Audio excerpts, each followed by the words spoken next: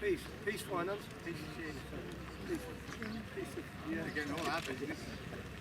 So Steve, beautiful day. How's the golf going so far? Absolutely lovely, mate. Absolutely brilliant. You know, I've got to say fair play to Penn for accommodating us. You know, I think we've got 22 and a half teams, which is a great turnout. And as you said, we've got a little auction and raffle later, so we've raised a bit of money for the charity as well.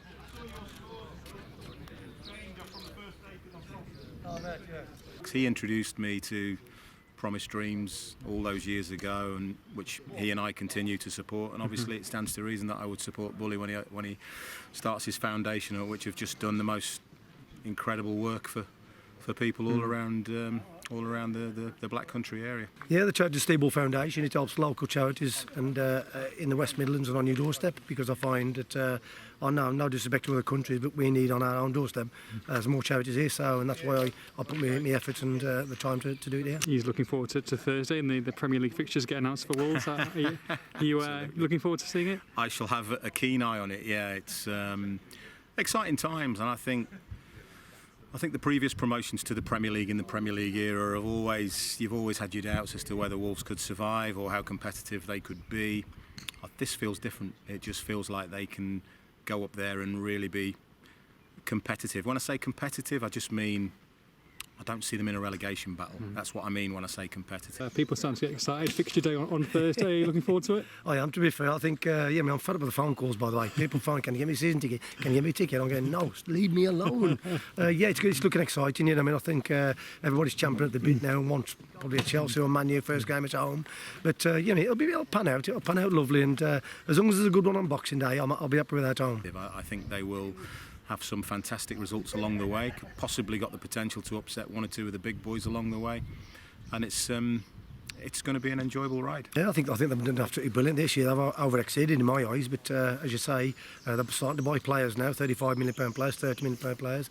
I think they mean business, and we've said this all over last season that are they going to put the money where their mouth is? And I think they are. There's almost an expectation there now, isn't there?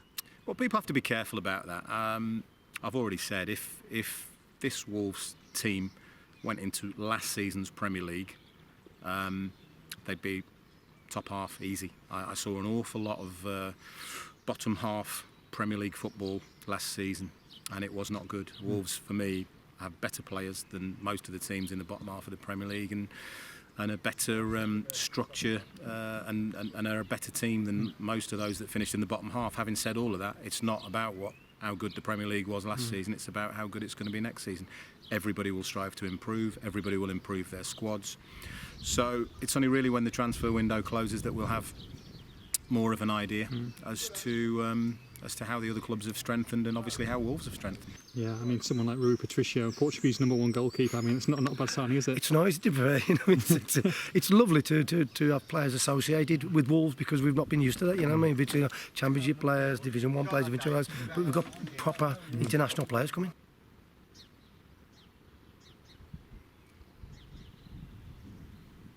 Do you feel like a lot of the guys who were responsible for getting them up into the Premier League deserve the chance in the Championship, or is it a ruthless? I think you've got to be ruthless. Pep Guardiola is the epitome of ruthlessness, isn't he? I think you've got to be ruthless if you want success. But like I said, I think most of those lads can hold their own in the Premier League, as far as I'm concerned. So it's obviously you want to go in the Premier League and do as well as you possibly can, and if that means being ruthless by perhaps bringing in 3, 4, 5 players of high quality, which is what we're all expecting, then so be it. And is it different now that when we went to the Premier League last time? But now there's almost an expectation now, isn't there? Yeah, it is. I think everybody's talking now. I know you shouldn't shout before you talk but I think it's top 10. I think it's top 10. Even I'm saying that now. I don't like doing that. I don't like saying it. But the way we played last season, we are good enough to be halfway up that league. I mean, there's a few players who haven't really been heard about too much before the names have been mentioned, but same goes with last season, I guess, as well. It's always a worry because I haven't forgotten the season before. Lots of people have, because of how good last season was, but the recruitment drive the season before was it was poor.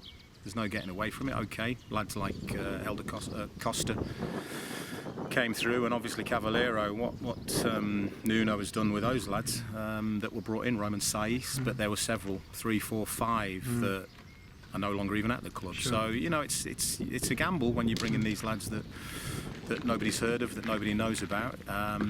Last season it paid off dividends.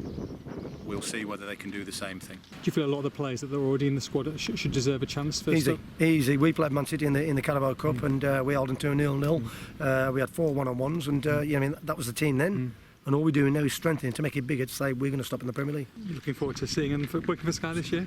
Always. I've been doing it for 11 full seasons now, and it's a privilege for me to be involved. And I like the variety, I must admit. I like the variety of covering all the leagues, from the Premier League to League Two, and going around all the grounds. It's enjoyable. I'm just a football fan who's lucky enough to be able to do a job like that. With these signings, there's a certain amount of ruthlessness. Someone like Benicathobi might be signed and not even kick a ball for Wolves as a permanent player. He might not. He might be on the bench all the time, but he's good as a wild card if you have him. You know what I mean? But you know, I think if Bennick's playing, if he's here, if he ain't here, or whatever, players who are coming now are interested to come in to play for Wolves. Yeah.